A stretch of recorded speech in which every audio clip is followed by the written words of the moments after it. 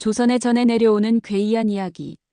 때는 바야흐로 혼란스러운 조선 후기, 한양의 뒷골목에는 이름 없는 사내 하나가 허덕이고 있었으니 그의 이름은 박선비.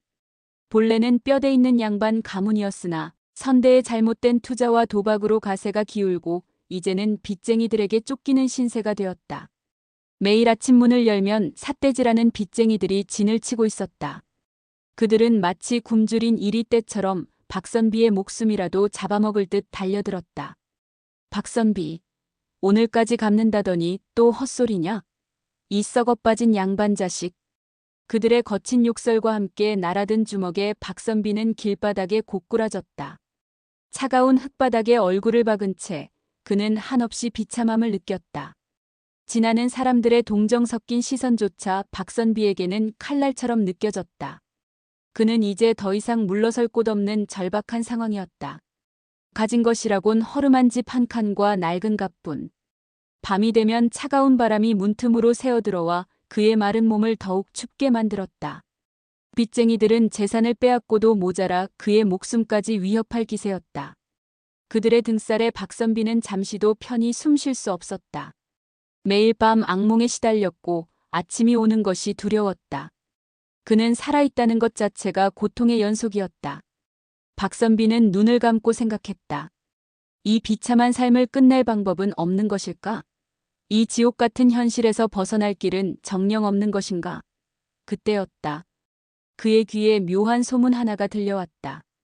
저작거리에 떠도는 이야기 속에서 천냥을 벌어다주는 기묘한 여종에 대한 이야기가 그의 심장을 파고들었다. 그것은 마치 절망 속에서 피어난 한 줄기 빛과 같았다. 지푸라기라도 잡는 심정으로 박선비는 일말의 희망을 품고 수소문하기 시작했다. 그 소문의 진위를 확인하기 위해 발품을 팔고 사람들을 찾아다녔다. 마침내 그는 우연히 기이한 인연을 만나게 된다. 허름한 주막 한켠에서 혼자 앉아 술을 마시고 있는 여인. 낡은 옷을 걸쳤지만 그 속에서 뿜어져 나오는 비범함은 숨길 수 없었다. 그녀의 눈빛은 마치 밤하늘의 별처럼 깊고 알 수 없는 빛을 담고 있었다. 그 깊이를 가늠하기 어려울 정도로 신비로운 기운이 그녀를 감싸고 있었다. 박선비는 조심스럽게 다가가 그녀에게 자신의 처절한 사정을 이야기했다. 그의 몰락한 가문, 빚더미에 앉은 현실, 그리고 빚쟁이들의 살벌한 위협까지 그는 한치의 꾸밈도 없이 자신의 비참함을 토로했다. 그의 처절한 이야기를 들은 여인은 그저 말없이 술잔만 기울일 뿐이었다. 그녀의 표정은 시종일관 무심했고 어떤 감정도 읽을 수 없었다. 한참의 침묵 끝에 그녀의 입에서 뜻밖의 말이 흘러나왔다. 그 말은 박선비의 심장을 꿰뚫는 듯했다. 나를 데려가시오.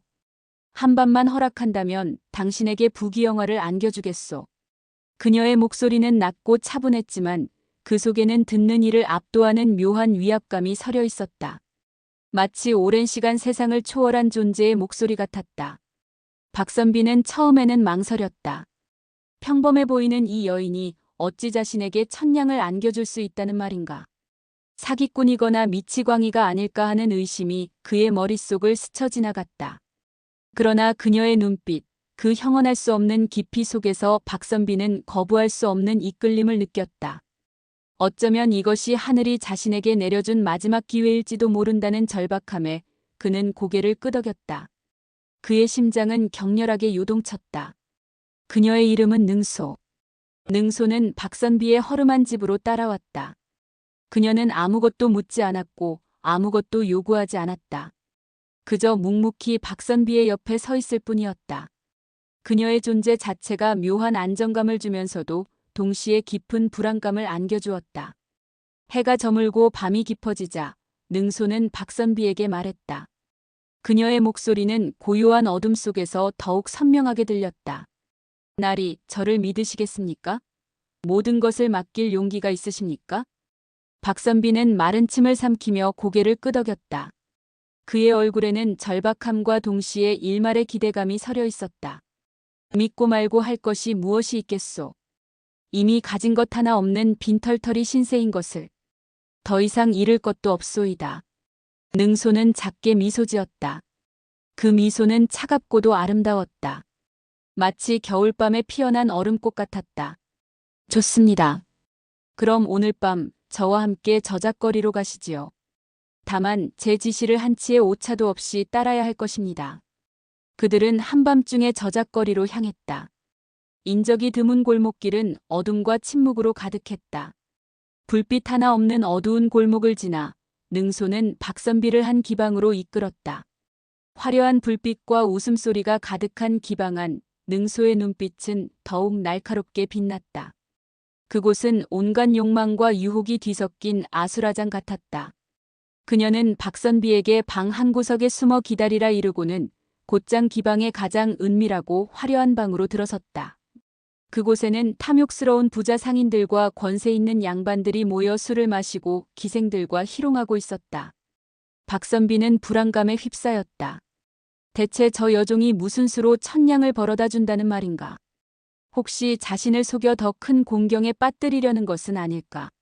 수많은 의심이 그의 머릿속을 스쳐 지나갔다. 한참을 기다린 후 능소가 다시 나타났다. 그녀의 손에는 아무것도 들려있지 않았다. 박선비의 얼굴에는 실망감이 역력했다. 그의 기대는 한순간에 무너지는 듯했다. 그때 능소가 나지막이 말했다. 그녀의 목소리는 마치 비밀스러운 주문을 외는 듯했다. 나리, 지금 저기 앉아있는 저 상인이 가진 것이 무엇인지 아시겠습니까?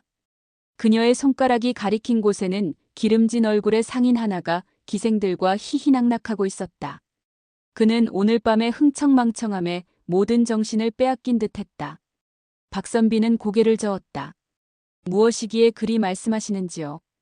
능소는 상인의 얼굴을 지그시 응시하며 설명했다. 저 상인은 내일 아침 비단 시장의 시세가 폭락할 것이라는 정보를 모르고 있습니다.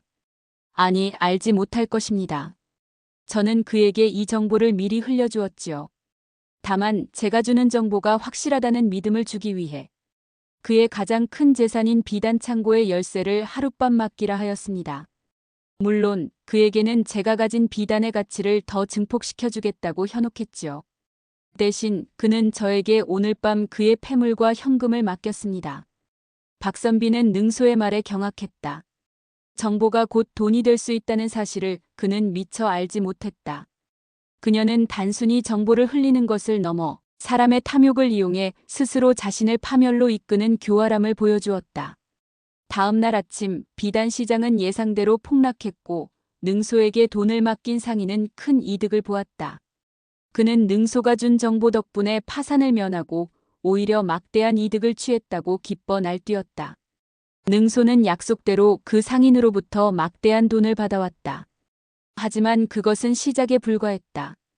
능소는 박선비를 데리고 노름판으로 향했다.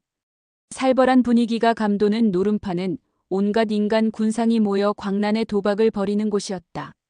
그곳의 공기는 욕망과 절망으로 가득 차 있었다. 능소는 그저 조용히 앉아 사람들의 표정과 패를 읽어냈다. 그녀의 눈빛은 마치 투시라도 하듯 모든 것을 꿰뚫어보는 듯했다. 그녀는 각자의 습관, 미세한 표정 변화, 심지어는 숨소리까지 읽어내어 상대의 패를 정확히 간파했다. 나리, 저 사람의 패는 지금 두 끝입니다. 하지만 그는 세 끝을 가지고 있다고 뻥을 칠 것입니다. 그리고 저 사람은 그의 거짓말에 속아 넘어갈 것입니다. 저자의 눈동자 움직임을 보십시오. 미세하게 왼쪽으로 흔들립니다. 의는 거짓을 말할 때 나타나는 습관입니다. 능소의 말대로 노름판의 상황은 그녀의 예측대로 흘러갔다. 사람들은 의심했지만 결국 능소의 교묘한 심리 조작에 넘어가 돈을 잃었다. 그녀는 직접 노름판에 뛰어들지 않았다. 대신 박선비의 귀에 속삭여 승부를 조종했다. 그녀의 지시 한마디 한마디는 신의 계시처럼 정확했다. 박선비는 그녀의 지시에 따라 돈을 걸었고 믿을 수 없을 정도로 승승장구했다. 그의 손에 쥐어진 돈은 마치 마법처럼 불어났다. 위기의 순간도 있었다. 박선비가 흥분에 겨워 너무 많은 돈을 걸려 했을 때 노름판의 주인이 그의 수상한 행동을 눈치챘다. 날카로운 눈으로 박선비를 쏘아보며 노름판 주인은 말했다. 그의 목소리에는 살기가 느껴졌다. 이보시오, 선비 양반. 오늘따라 운이 좋으시오. 혹시 무슨 수를 쓴 것은 아니오? 이 노름판에서 날 속이려 드는 자는 살아나가지 못할 것이요. 긴장감이 감돌았다. 노름판의 모든 시선이 박선비에게로 향했다. 박선비의 얼굴은 창백해졌다. 그의 심장은 목구멍까지 치솟는 듯했다. 그는 금방이라도 모든 것이 들통날 것만 같았다. 그러나 능소는 침착했다. 그녀의 눈빛은 흔들림 없이 고요했다. 그녀는 박선비의 귀에 짧게 속삭였다. 그녀의 목소리는 마치 차가운 얼음물처럼 그의 정신을 깨웠다. 지금 이 돈을 모두 잃은 척하고 다음 판에 마지막으로 한 번만 더 걸면 됩니다. 사람의 심리는 자신이 이겼다고 확신할 때 가장 방심하는 법입니다. 저 주인은 이미 나리를 우습게 보고 있습니다. 그 자만심이 그의 눈을 가릴 것입니다. 박선비는 능소의 말을 따랐고 보란듯이 모든 돈을 잃은 척했다. 그는 절망에 찬 표정으로 바닥을 기는 연기를 펼쳤다. 노름판 주인은 그의 어설픈 연기에 비웃음을 흘렸다. 고작 그 정도 운으로 감히 내 판에서 놀려고 했더냐? 하지만 다음 판 능소의 지시대로 박선비는 마지막 남은 돈을 걸었고 기적처럼 다시 승리했다. 그것은 단순한 승리가 아니라 노름판 주인의 자만심을 철저히 짓밟는 압도적인 승리였다. 노름판 주인은 황당한 표정을 지었지만 이미 상황은 능소의 손안에 있었다. 그녀는 이미 다음 수를 예측하고 있었던 것이다. 그렇게 밤새도록 능소는 기방과 노름판을 오가며 박선비에게 돈을 벌어다 주었다. 그녀는 사람들의 욕망과 약점을 꿰뚫어 보았고 그들의 심리를 자유자재로 조종했다. 그녀의 말 한마디, 눈빛 하나에 사람들은 혼란스러워했고 결국 그녀의 의도대로 움직였다. 그녀는 마치 인간의 영혼을 가지고 노는 마법사 같았다. 박선비는 능소의 예측력과 지략에 혀를 내둘렀다. 그녀는 마치 세상 모든 비밀을 알고 있는 듯했다.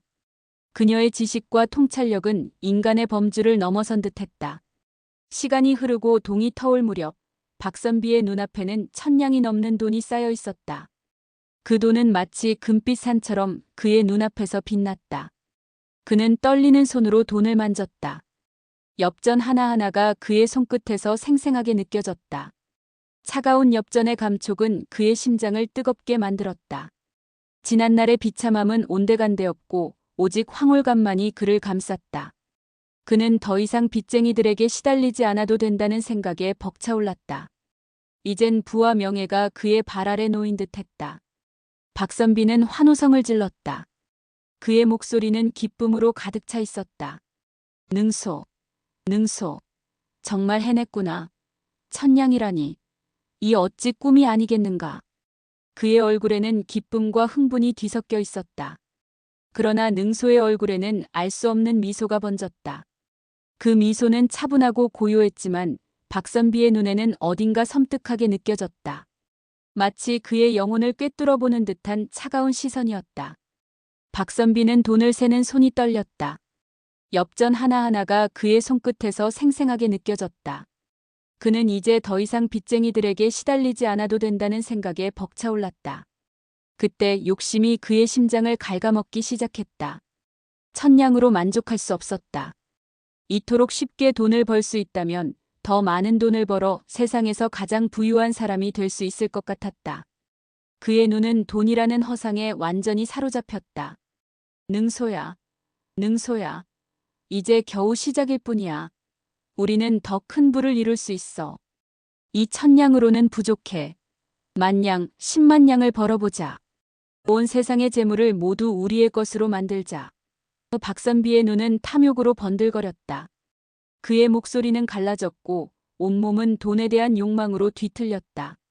그는 이제 돈의 노예가 되어버린 듯했다. 능소는 여전히 섬뜩한 미소를 지은 채 박선비의 탐욕스러운 눈을 응시했다.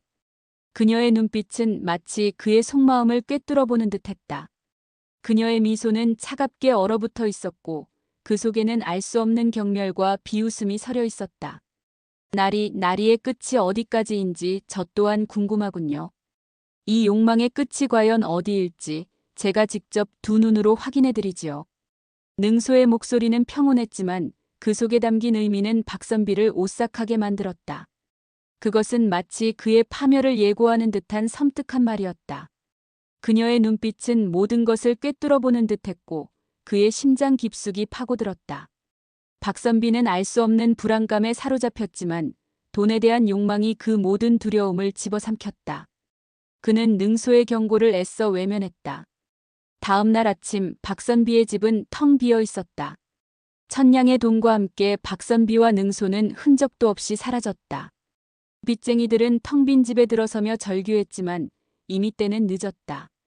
그들은 분노에 휩싸여 박선비를 저주했지만 아무것도 할 수 없었다. 마을 사람들의 입에서는 온갖 뒷말들이 오갔다. 밤이 깊어지면 사람들은 으스스한 목소리로 그들의 이야기를 속삭였다.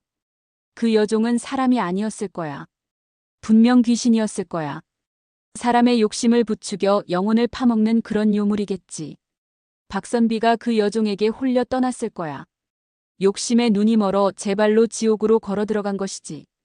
돈의 유혹에 넘어간 그의 영혼은 이제 어디를 떠돌고 있을까? 하룻밤에 번 돈이 어찌 온전히 남겠는가? 결국 그림자와 같을 뿐. 탐욕은 잠시의 달콤함을 줄 뿐, 결국 모든 것을 앗아가는 무서운 독과 같은 것이다. 조선의 한적한 마을에 전해 내려오는 기묘한 이야기. 하룻밤의 부귀는 결국 그림자와 같다. 탐욕은 인간을 어떻게 파멸로 이끄는가? 능소는 과연 인간이었을까? 아니면 인간의 욕망을 비웃는 존재였을까? 그녀는 어쩌면 인간의 어두운 면을 비추는 거울이었을지도 모른다. 그들의 이야기는 아직도 밤마다 떠도는 바람 소리처럼 알 수 없는 여운을 남긴다. 사람들은 그 이야기를 통해 깨달음을 얻기도 하고 혹은 자신 또한 박선비처럼 욕망에 눈먼 삶을 살고 있지는 않은지 돌아보게 된다. 능소의 존재는 영원히 미스터리로 남았고 박선비의 행방은 아무도 알지 못했다. 다만 그들의 이야기는 후대까지 전해져 내려오며 인간의 탐욕과 욕망의 끝없는 그림자를 경고하고 있었다.